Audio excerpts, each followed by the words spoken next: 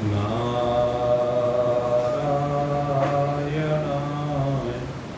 नमोस्तुते।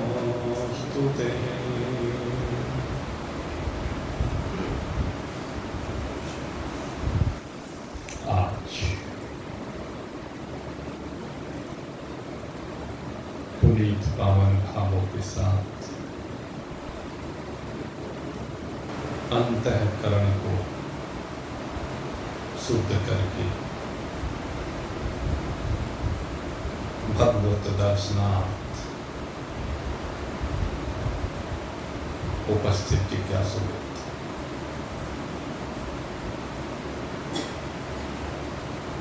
कल आपके सामने भगवान श्री कृष्ण की मुखारविंद से स्रवित इस दिव्य अमृत गंगा में स्नान किया गया और स्नान करते हुए अभयता की बात विशेष रूप से की गई। अभयता से तात्पर्य है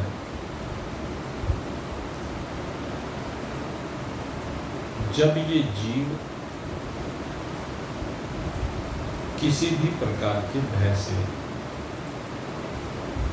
विरहित हो जाए, क्योंकि अनिष्ट की आशंका के कारण से भय होता है, लेकिन जो इष्ट और अनिष्ट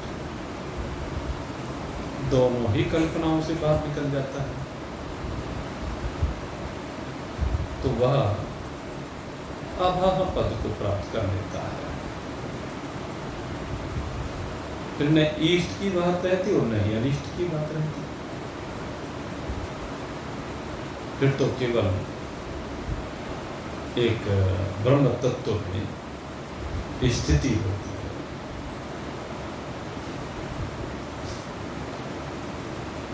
इस सभ्यता को लेकर के चर्चा और की गई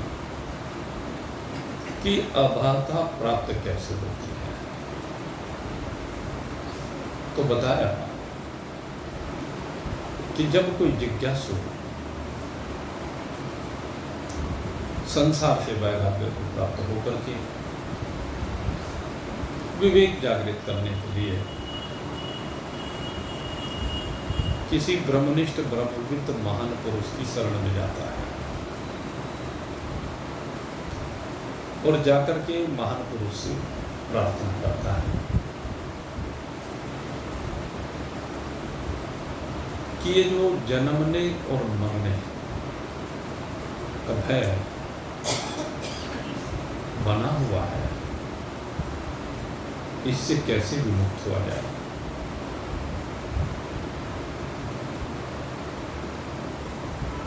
तो ब्रह्मविद ब्रह्मनिष्ठ महान पुरुष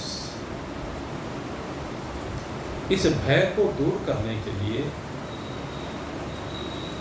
उसे ब्रह्म ज्ञान का उपदेश देते हैं और ब्रह्म ज्ञान का उपदेश देते हुए एक और जहां ब्रह्म के स्वरूप का वर्णन किया जाता है, वहीं दूसरी ओर जगत की अनित्यता का बोध कराया जाता है और जगत की अनित्यता का बोध होकर के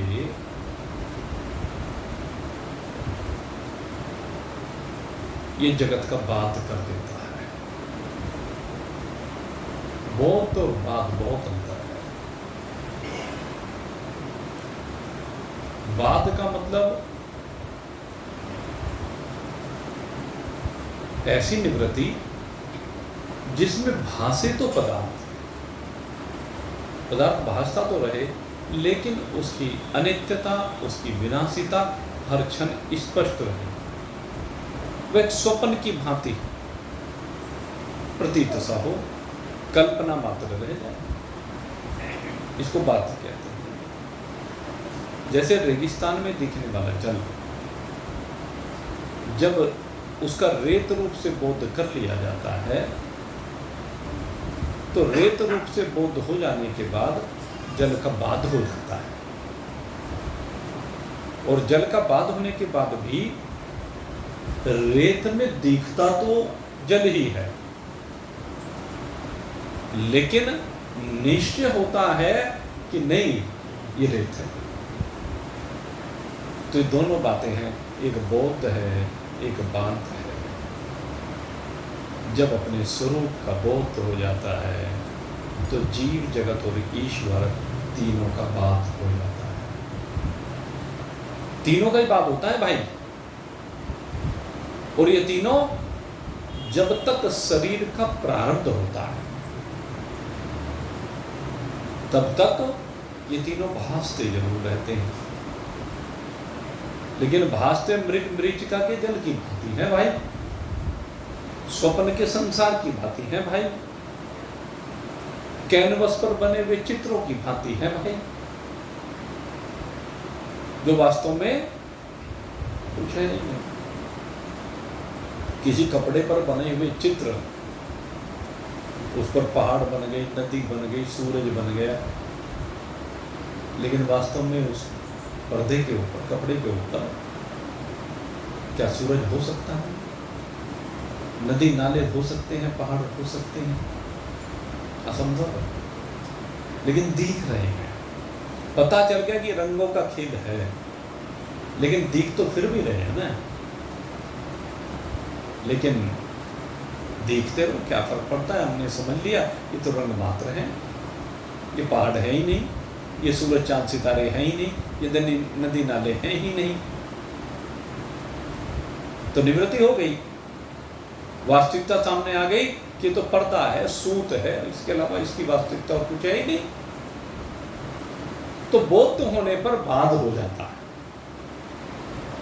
तो महान पुरुष की शरण को जब जिज्ञासु जाता है तो इस जगत का बाध हो जाता है, जगत का बाध होकर के जगत से वैराग्य हो जाता है, जगत में कोई चिपकाव रहता नहीं है, और अपने स्वरूप का बोध हो जाता है कि मैं शुद्ध सच्चिदानंद घन ब्रह्म हूं, मेरे में कोई कल्पना ही नहीं है, मेरे में संसार का लेश भी नहीं है, मैं संसार से बिल्कुल परे, बिल्कुल असंग हूं। ये बात समझ में आ जाती है। तो इस प्रकार से ये महान पुरुषों के पास जब जिज्ञासु जाता है तो उसका जगत का बाध होते ही जगत के पदार्थों से भय निवृत्त हो जाता है। जगत का बाध हुआ तो जगत के पदार्थों से भय निवृत्त हुआ। जैसे कहा था ना कि जगत के पदार्थों से भय होता है, कुछ बाहरी पदार्थों से, कुछ अंदर के पदार्थों से, उनसे भय होता है। तो कहते वो भय निवृत्त हो जाता है, क्योंकि फिर पता चल जाता है किससे डरूं? जब ये कुछ है नहीं तो सब मिट्टी के माधो है, ये तो प्रतीति मात्र है ही नहीं, तो फिर भय नहीं रहता, निर्णय पक्का हो जाता है। उसके बाद जीवों से भय समाप्त होता है। अब जीवों की वास्तविकता सामने आती है।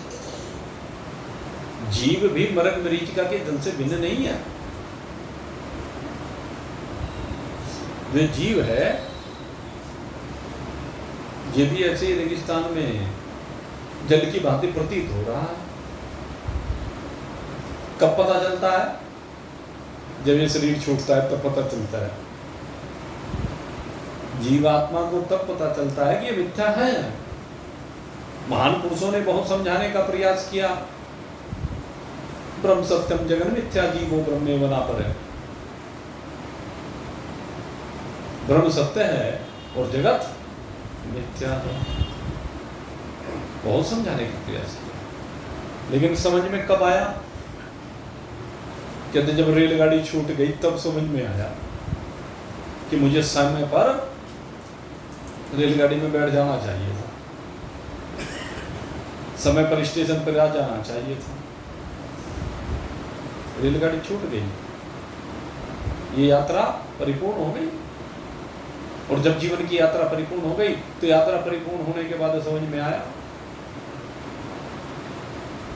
और फिर से उस यात्रा पे आगे बढ़ गया। अब तो यात्रा करनी पड़ेगी, नहीं तो यात्रा यहीं पर अवसान को प्राप्त हो जाती है, समझ जाता पहले। जीवात्मा को स्वप्न कुछ समय के लिए लगा, लेकिन फिर से संसार के प्रपंच में फंस करके आसक्तियों से संयुक्त होकर के कामना, वासना, इच्छा, तृष्णा के जाल में फंसा रहता है। लेकिन जब किसी महान पुरुष के पास जाता है तो वो समझा देता है जीव की वास्तविकता को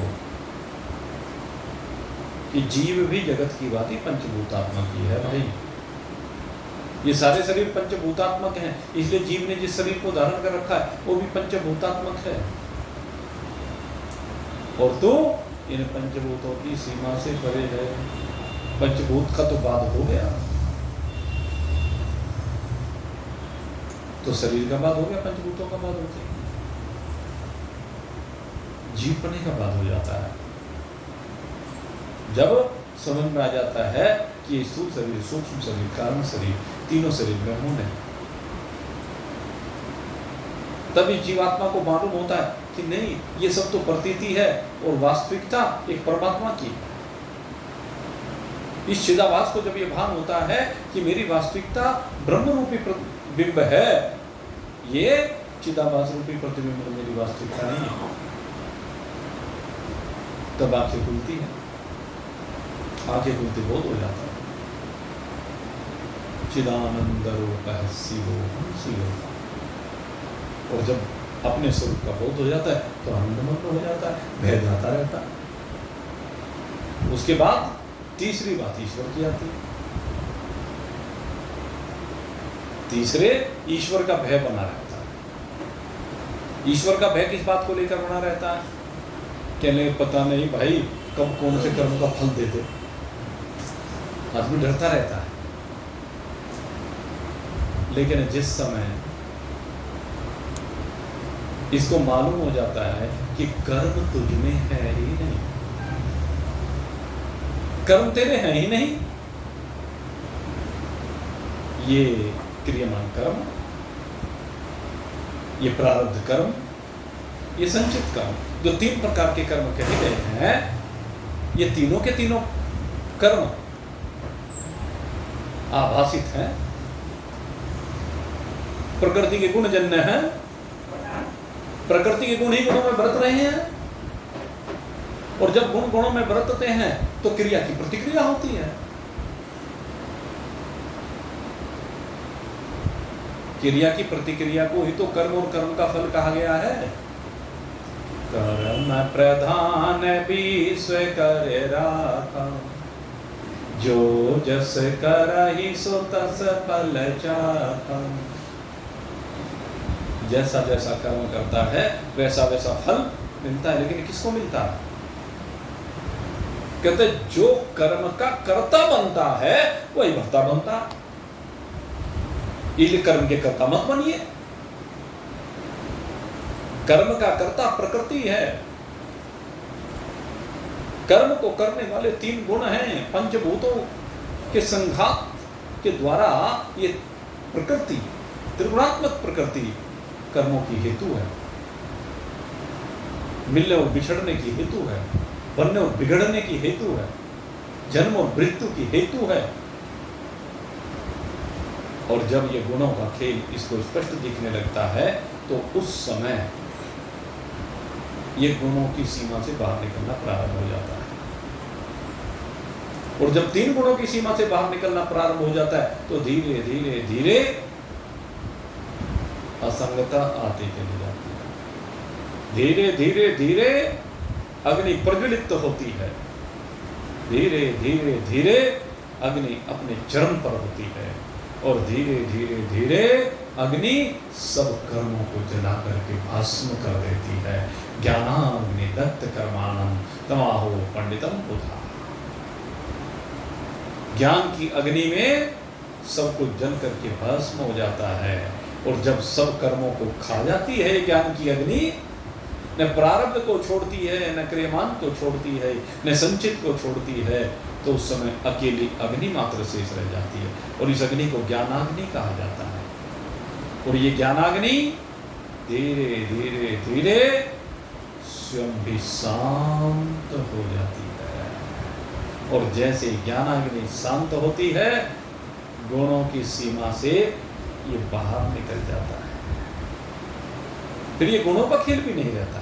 और जिस समय गुणों की सीमा से बाहर निकलता है, उसी समय सगुणता, साकारता, ये सब कुछ लय को प्राप्त हो जाती है। ईश्वरत्व निवृत्त हो जाता है और रह जाता है एक शुद्ध सच्चिदानंद घन ब्रह्म, जिसका कभी भी बाध नहीं किया जा सकता।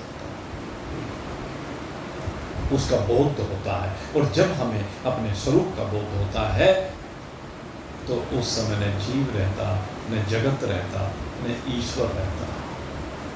यहाँ ये भी समझ लेना जरूरी है कि बाध केवल जगत का ही नहीं है, बाध केवल जीवों का ही नहीं है, बाध ईश्वर का भी है। ये ब्रह्म ज्ञान की प्रकाष्ठा है। इन तीनों का बाध होने के बाद ये अपने स्वरूप का बुद्ध है। और यही वो अभयता की स्थिति है। जब इस अभयता की स्थिति में जीव विराजमान होता है, जीव तो उस समय रहता ही नहीं था, जीव को छोड़ दीजिए। जब अपना आप अपने आप में आत्म रूप में, परमात्मा रूप में विराजमानता है, तो कहते अभाव पद को प्राप्त कर लेता है। फिर न इस लोक की बात रहती है, न उस लोक की बात रहती है। 14 के 14 भुवन इसमें लय होते चले जाते हैं। 14 के 14 भुवनों में कोई अटैचमेंट नहीं रहता है, कोई आसक्ति नहीं रहती है, कोई वासना नहीं रहती, कोई इच्छा नहीं रहती, कोई तृष्णा नहीं रहती, कोई चाहत नहीं रहती, सब कुछ निवृत्त हो जाता। ये वो अभय पद है। इसी की बात यहाँ पर भगवान ने की है। अभयम सत्व संसुप्ति ज्ञान योग व्यवस्थिति।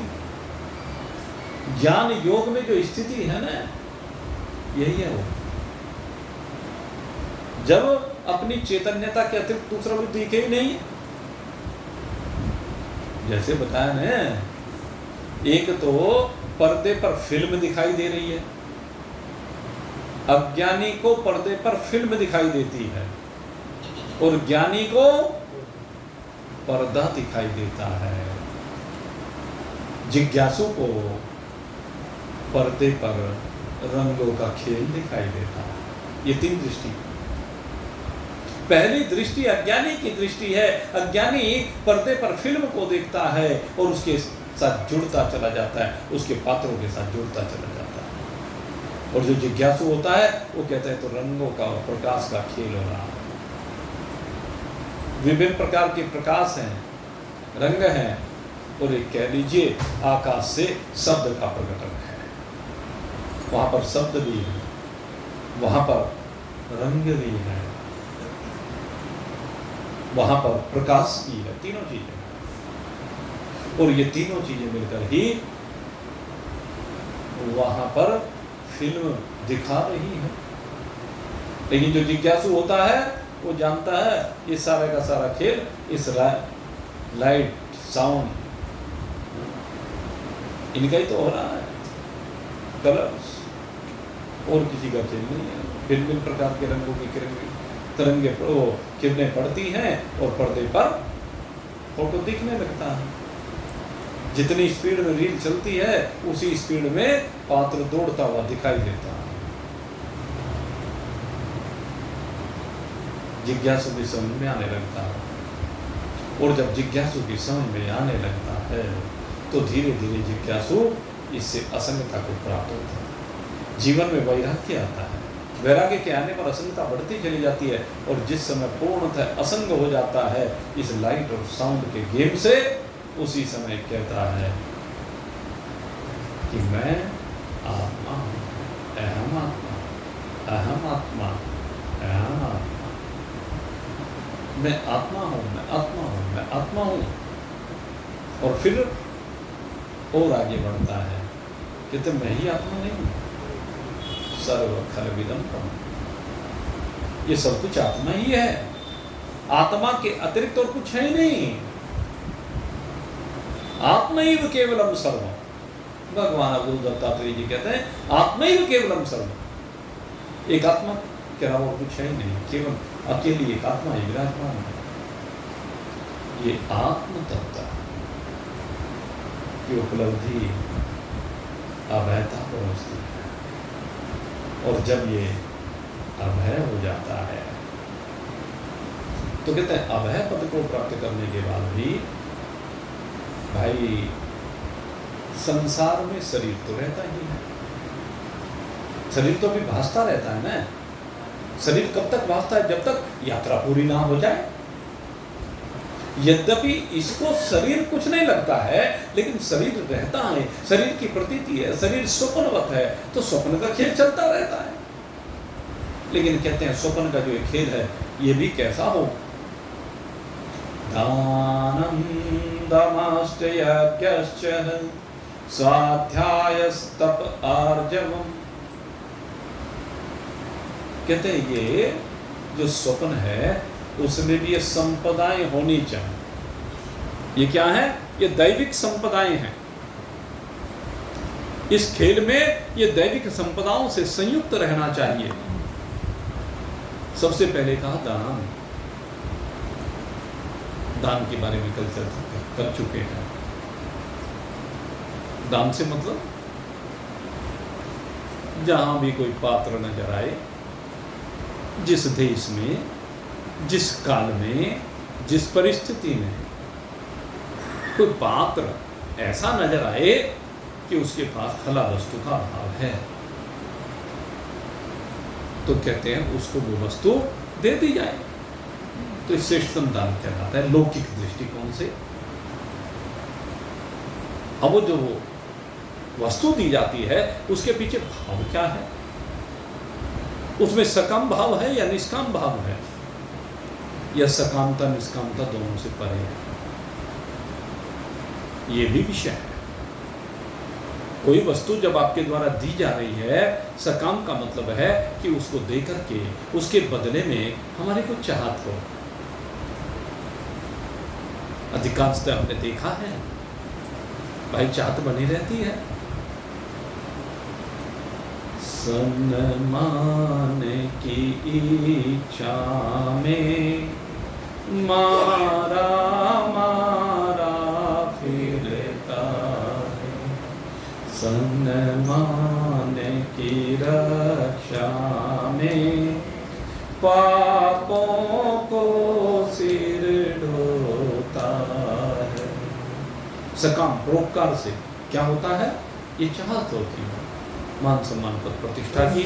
लेकिन भगवान कहते हैं सम्मान की इच्छा में मारा मारा फिरता है, सम्मान की रक्षा में पापों को सिर ढोता है। चिंता की भक्ति में नहीं चैन नींद सोना, फिर मिलनी मुश्किल है, चाहे रोना ही रोना। जीवन की दौलत को विषयों में नहीं खोना, फिर मिलनी मुश्किल है, चाहे रोना ही रोना। ये है कहते सकामता नहीं है। सकामता में तो रोना पड़ेगा।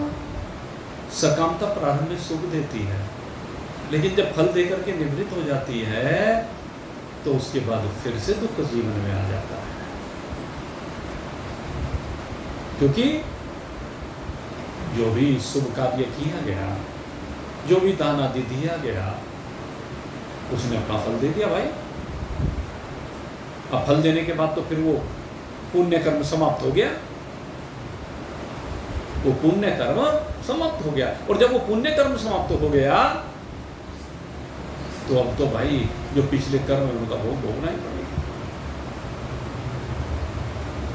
लेकिन जीवन में अगर निष्कामता हो, निष्कामता जब जीवन में आ जाती है, कोई इच्छा नहीं रहती है। शुभ कार्य तो शरीर से होते रहते हैं लेकिन इच्छा नहीं। क्यों इच्छा नहीं? क्योंकि जिज्ञासु ये समझ लेता है कि ये सब मिथ्या है। जो भोग इससे उपलब्ध होंगे वो क्षणभंगुर है, विनाशी है। कितने समय रहेंगे? उसको मालूम है कि ये सब क्षणभंगुर है, ये सब रहने वाला नहीं है, ये सब मिट जाएगा। इसलिए वो अभिलाषा नहीं करता।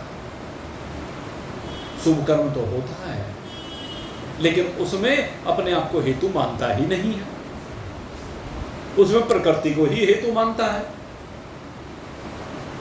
जब प्रकृति को हेतु मानता है तो ये निष्कामता भी फिर धीरे धीरे ज्ञान की अग्नि में जल करके भस्म हो जाती है।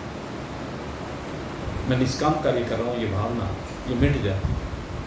कहीं न कहीं एक मन में ये भाव रहता है कि ये काम मैं कर रहा हूँ। इस भाव का मिटना बहुत जरूरी है। भगवान कहते हैं कि जो अपने को कर्ता मानता है भाई फिर भरना ही पड़ेगा। इसलिए कर्ता मानना बंद कीजिए अपने को। अब कर्ता है ही नहीं। करने वाला कौन है? कहते हैं पंचभूत हैं और 3 गुण है। 5-3 का पसारा है भाई साहब। जहां भी देखें जिज्ञासु इन सबसे विरहित हो जाता है और इन सबसे विरहित होकर के जब समस्त कामनाओं का परित्याग हो जाता है तो फिर वो जिज्ञासु अपनी प्रतिष्ठा में आकर विराजमान होता है, वो ज्ञानी हो जाता है। इसलिए कहा कि वस्तुएं तो जाएंगी, वस्तु जानी चाहिए, नहीं तो जंग लग जाता है भाई। जो धन आपके पास है, अगर धन को शुभ कार्यों में खर्च नहीं किया तो धन में दीमक लग जाएगी भाई। और अगर धन को शुभ कार्यों में खर्च कर लिया तो धन का शोधन हो जाएगा, उसमें प्योरिटी बढ़ जाएगी, वो उत्तरोत्तर वृद्धि को प्राप्त होगा। और जिनके हाथ से भाई कुछ छूटता ही नहीं है, ऐसे बहुत लोग हैं होने के बावजूद उनके हाथों से छूटता नहीं। और कुछ ऐसे हैं जिनकी हम कल्पना भी नहीं कर सकते। मतलब कई बार ऐसा भाव देखने में आता है, और भाई हमारे जीवन में तो प्रत्यक्ष रोज ही आते रहते हैं इस तरह के व्यक्ति। क्योंकि जो भी कोई अभियान चलता है उस अभियान में इस तरह के व्यक्ति जिनके बारे में कल्पना भी नहीं की जा सकती, वो व्यक्ति पता नहीं क्या उनका जज्बा होता है, क्या उनकी श्रद्धा होती है, क्या उनका समर्पण होता है, क्या उनका प्रेम होता है। हम तो भाई आज तक समझ नहीं पाए। बड़े बड़ों में जज्बा नहीं देखा और उन लोगों में जिनकी शक्ति सामर्थ्य भी नहीं है उनके अंदर जज्बा होता है, उनके अंदर चाहत होती है, उनके अंदर प्रेम होता है। प्रेम के द्वारा वो अपने आप को समर्पित कर देते हैं भगवत चरणों में। अभी मैं आपको बताऊं, मंदिर में पंडित जी हैं भाई, मंदिर में पंडित जी हैं और मैं रोज मंदिर में जाता हूँ। मंदिर का निर्माण चल रहा है तो रोज देखने के लिए जाता हूँ। अब मैं वहाँ गया हुआ था तो वो बाहर वहाँ उसमें बरंडे में जो मंदिर है पुराना, वहाँ बरंडे में एक तख्त पड़ा हुआ, उस तख्त पर वो बैठे हुए थे। मैं गया, उन्होंने कहले गुरु जी आ जाओ बैठो। अब उस दिन गर्मी बहुत हो रही थी। मैंने कहा पंडित जी बहुत गर्मी है। और फिर मेरे मन में अचानक से भाव आया मैंने कि भाई यहाँ पंडित जी गर्मी में बैठे हुए हैं बेचारे, निजाम होगा नहीं, इसलिए पंखा भी नहीं लगवा रखा है, घर में बैठे रहे। मैंने तभी शिव कुमार जी को फोन किया, भाई पंखा लेके आओ। मैंने कहा भाई पंडित जी के भी काम आएगा और हमारे भी काम आएगा। हम जाके बैठेंगे तो हवा कोई पंडित जी कोई थोड़ा नहीं लगेगी, हमें भी तो लगेगी। और वहाँ वो बेचारे मजदूर आए हुए थे, रात को वो कमरे में लगा लेते, वहीं लेटे रहते थे, तो बड़ा फायदा हुआ। 2-2,500 रुपये महीने की तनख्वाह, 80 साल की अवस्था, आप चिंतन करें। अगले दिन मैं जाके बैठा, कहने गुरुजी अगर यदि कोई मंदिर में कुछ देना चाहे तो वो, मैंने कहा भाई देखो हम तो मांगते किसी से है नहीं कभी, लेकिन अगर भाई कुछ देना चाहे तो उसका स्वागत है। कि नहीं, मेरी कुछ खुद की इच्छा हो रही थी, इतना बड़ा काम हो रहा है कि मुझे भी तो कम से कम सेवा करना चाहिए। हाँ मैंने कहा कि कोई बात नहीं, आपका जो मन है, आपका 1 रुपया भी हमारे लिए तो करोड़ों के बराबर है। पंडित जी का तो आशीर्वाद मिल जाए वो बहुत बड़ी बात है। चले नहीं जी, बस मेरे पास कुछ वो है थोड़ा सा, मैंने सोचा कि 11,000 रुपये में मंदिर में दे। आप ये केवल भाव देखना जरा, यहाँ मतलब ये एक दृष्टांत दिया जा रहा है आपको। मैंने कहा जी जैसी आपकी श्रद्धा है, मैं क्या कह सकता हूँ इस विषय में, जैसा भी आपका मन हो, लेकिन हमारी कोई अपेक्षा नहीं। अगले दिन फिर गया मैं शाम को, और शाम को मेरी प्रतीक्षा ही कर रहे थे। और जब मेरी प्रतीक्षा कर रहे थे तो वहाँ खड़े मिले मुझे, और जाते ही वो ऐसे मेरे हाथ में लिफाफा पकड़ा। मैंने कहा क्या चलेंगे, वो मैंने आपसे कहा था थोड़ा सा 25,000 रुपये, 11 कह रहे थे, 25 रखे नहीं, वो 25 निकले। आपका भाव है तो देखिए। मैं फिर अगले दिन गया जी, अगले दिन जाते 21,000 रुपये, फिर मेरे हाथ में रख दिया 40,000 रुपये। अगले दिन फिर गया मैं मंदिर में, तो रोज आ रहा हूँ चूंकि 5 और रख दिए। कहने गुरु जी 51,000 रुपये रख लिया। मैंने कहा भाई कुछ पहले सामान की बात है, सामान के लिए नहीं जरूरी में, तो सामान तो सब आ ही रहा है, आप देखिए। तो भाव देखिए, जज्बात। मैं आपको बताना चाहूँगा कौन व्यक्ति जिनका काम केवल दान लेने का, लेकिन वो पंडित जी दान देने का काम है, 80 साल की अवस्था,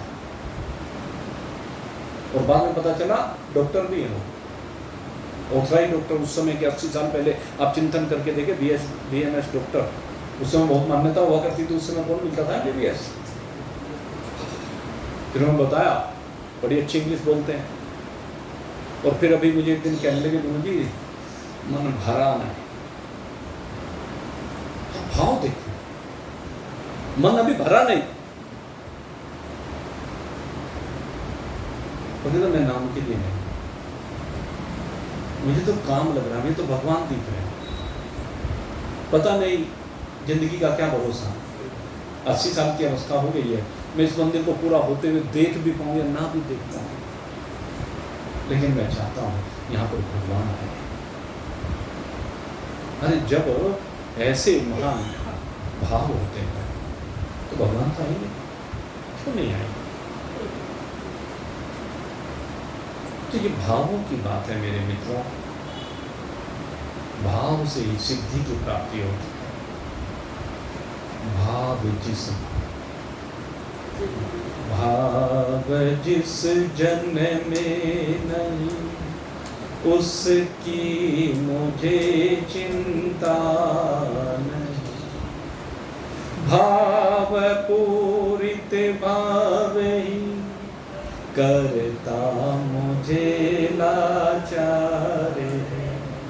भाव का भूखा हूँ मैं, भाव ही सारे, भाव से मुझको भजे तो भव से बेड़ा पार। ये भाव की बात मेरे मित्रों, जीवन में भाव बना रहना चाहिए। बोध होने के बाद भी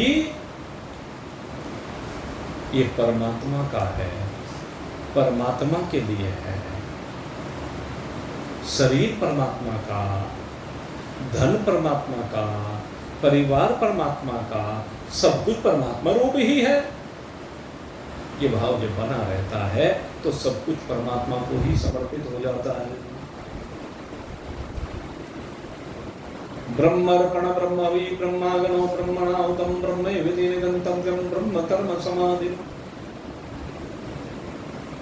भगवान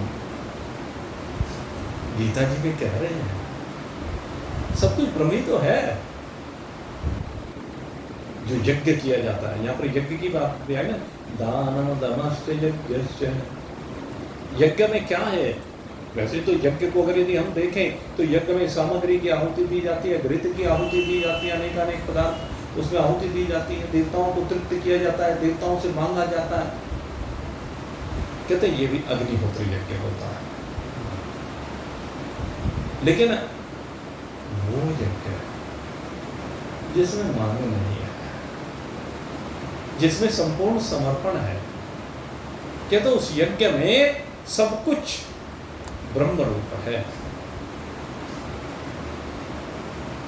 कहते हैं जो यज्ञ वेदी है वो भी ब्रह्म रूप है। उस यज्ञ वेदी में रखी हुई संविधाएं भी ब्रह्म रूप ही है। ब्रह्म की सत्ता ही तो है, ब्रह्म का ही तो अधिष्ठान और आधार रूप से सर्वत्र व्यापक परमात्मा का अवलोकन जब हम करते हैं तो सबका आधार और अधिष्ठान वही तो दिखाई देता है वही तो सब में वो समाया हुआ है। उस वेदी में भी समाया हुआ है, उस संविधा में भी समाया हुआ है। और फिर कहते हैं जो श्रुव आप लेते हैं, वो चम्मच होती है जिसके द्वारा आप घृत की आहुति देते हैं, कहते वो श्रुव भी ब्रह्म है। उसमें रखी हुई जो सामग्री है, जो घृत है, वो भी ब्रह्म है। और जो ये क्रिया अग्निहोत्र की है, ब्रह्मर्पण, ब्रह्महवि, ब्रह्मागम, ब्रह्मणा ब्रह्मेव तेन गंतव्यम ब्रह्म कर्म समाधि। कहते हैं ये अर्पण की जो क्रिया है, ये जो भगवान को समर्पित करने की जो प्रक्रिया है, ये भी ब्रह्म ही है। जब आप सब कुछ ब्रह्म रूप से यज्ञ को करते हैं तो शरीर भी ब्रह्म ही हो जाता है। क्योंकि सब कुछ में ब्रह्म को अवलोकित जब आप करते हैं तो ब्रह्मेव तेन गंतव्यम, ब्रह्मेव तेन गंतव्यम, निश्चय ही आप उस ब्रह्म को प्राप्त कर लेते हैं। ब्रह्म के अतिरिक्त तो कुछ रहता नहीं है। ब्रह्मविद ब्रह्मेव भवति, ब्रह्म को जानने वाला ब्रह्म ही हो जाता है। तो यज्ञ वो हो जिसमें सब कुछ ब्रह्म हो, सब कुछ ब्रह्म के अलावा और कुछ हो ही नहीं, बाकी सबका बात करके एक ब्रह्म तत्व का अवलोकन करें। जीवन की इस यात्रा में आपका शरीर भी ब्रह्म है, आपके संबंधियों के शरीर भी ब्रह्म है, आपके जो संपर्क में आते हैं उन सबके शरीर भी ब्रह्म हैं, आपकी संतान भी ब्रह्म है, आपके दिनचर्या में आने वाली जितनी भी वस्तुएं काम में आती हैं वो सब भी ब्रह्म। जब सर्ववेक ब्रह्म का अवलोकन करोगे तो प्राप्त क्या होगा? फिर आप चिंतन करें, प्राप्त होने योग्य फिर क्या है? ब्रह्मेव तेन गंतव्यम। भगवान कहते हैं एक ब्रह्म के अलावा फिर प्राप्ति क्या होगा? और यदि आप कहेंगे कि हे अग्निदेव ये आहुति मैं इसलिए समर्पित कर रहा हूं, वेदों में बहुत आहुतियां हैं, उन आहुतियों में हे अग्निदेव हे इंद्रदेव, हे वरुण देव, हे धनाध्यक्ष कुबेर, हे माता लक्ष्मी, हे गणपति बाबा, ये आहुति मैं आपको किस लिए दे रहा हूँ? गणेश जी मेरे जितने भी विघ्न हैं जीवन के वो सारे दूर कर देना। हे लक्ष्मी माता पर जरा सी कृपा कर देना। हाँ, आप तो सब कुछ है।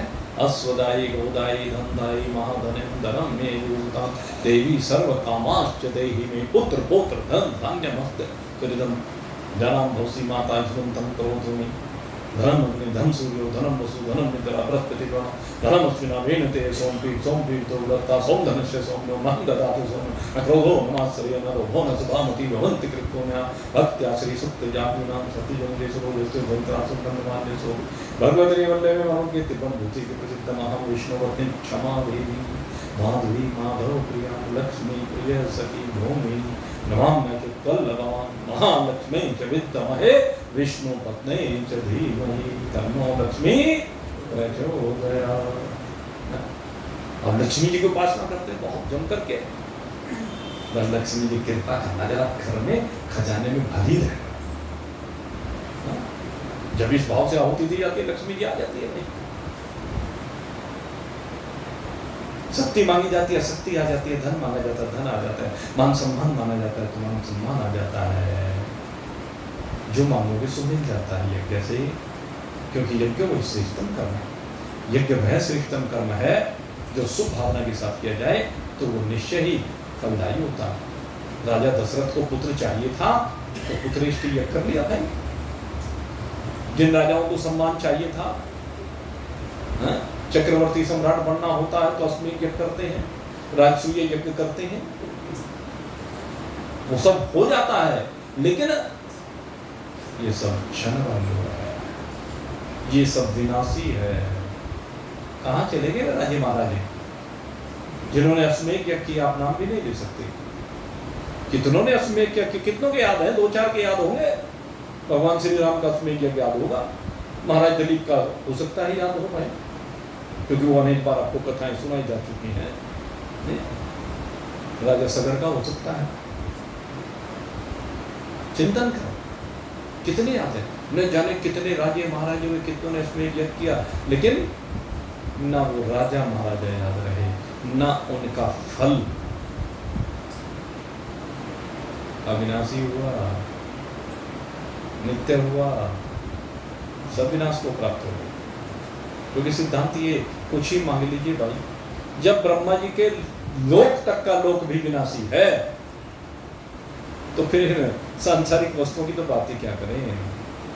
क्षण भंगुर जीवन की कलिका, क्षण भंगुर जीवन की कलिका, कल प्रातः को खिली न खिली।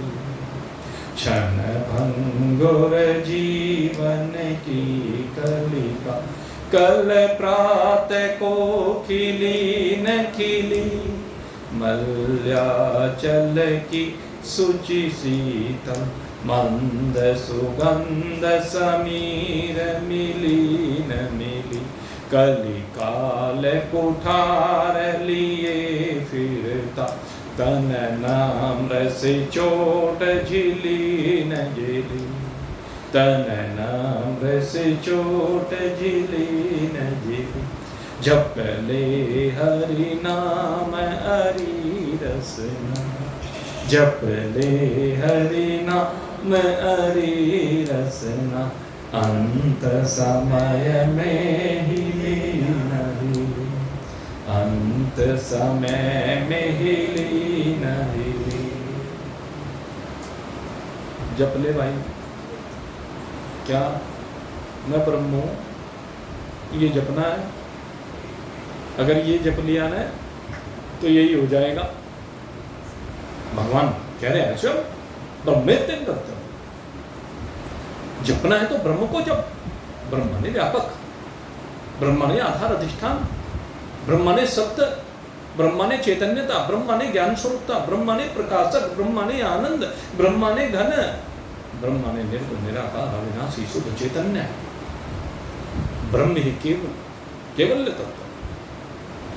इस केवल्य तत्व को हमें प्राप्त करना है। वैसे है तो प्राप्ति भाई, बस भ्रम को हटाना है। भ्रम के हटते ही आप ही रह जाते हैं। जब तक आपने दुनिया का भ्रम पाल रखा है तब तक केवल अवस्था है, एकत्व प्राप्त नहीं होता। तब तक द्वैत त्रैत पता नहीं कितने वाद बने रहते हैं। अरे वादों को बाहर निकालो, परमात्मा में कोई वाद नहीं है, संसार में वाद ही वाद है। इसलिए इन वादों से बाहर निकल करके अपने में आइए और अपने में आकर के बस उस रस का रसास्वादन करो भाई, जो रस नित्य रस है, जो रस सबसे मधुर रस है, जिसको आप वो गुनगुनाते हैं ना, मधुरम मधुरम मधुरम मधुरम मधुरम मधुरम मधुरम मधुरम मधुरम मधुरम मधुरम मधुरम, ये सबसे मधुर रस है, ये सबसे स्वादिष्ट रस है भाई। कौन सा रस? जो अपने में आके अपने आप का अपने आप, अपने में आके अपने आप का अपने आप में अपने आप रसास्वादन किया जाता है ना, तो बस मोहो रहो रसिका भोगी भावुका, मोहो रहो रसिका भोगी भावुका। कौन इसका रसास्वादन करता है? कहते हैं वो जो सब कुछ से दृष्टि हटा लेता है, केवल एक दृष्टि अपने आप में लाता है, वो आनंदित हो जाता है, वो इसका रसपान करता है। रस जो रसिक होता है, रसिक होना जरूरी है भाई। जब रसिक हो जाओगे ना तो रस में सब संसार लगेगा। जब रस में तो डूबेगा, सब कुछ रस में हो जाएगा। इस रस में जब डूबेगा, रस के अलावा कुछ रहेगा ही नहीं। मेरे मित्रों, इस संसार में सर्वत्र ये रस ही बिखरा पड़ा है, लेकिन हमने फिर भी अपने जीवन को निरस बना दिया है। अपने स्वरूप का संग करके इस नीरस रस का परित्याग करें। आओ तो सही सरसता में, आओ तो सही इस निर्मलता में, आओ तो सही, जरा आगे बढ़ो तो सही और लीजिए इसका आनंद। आनंद जब लोगे तो बस मधुर हो जाएगा आपका जीवन, रसमय हो जाएगा आपका जीवन, अद्भुत हो जाएगा, अलौकिक हो जाएगा, दिव्य हो जाएगा। ये दिव्यता का अपने आप में अनुभव करो और भाई मौज मनाओ। इन्हीं शुभभावों के साथ आज के सत्संग को आपके हम पर विश्राम दे रहे हैं। जय राम। बोलिए सच्चिदानंद भगवान की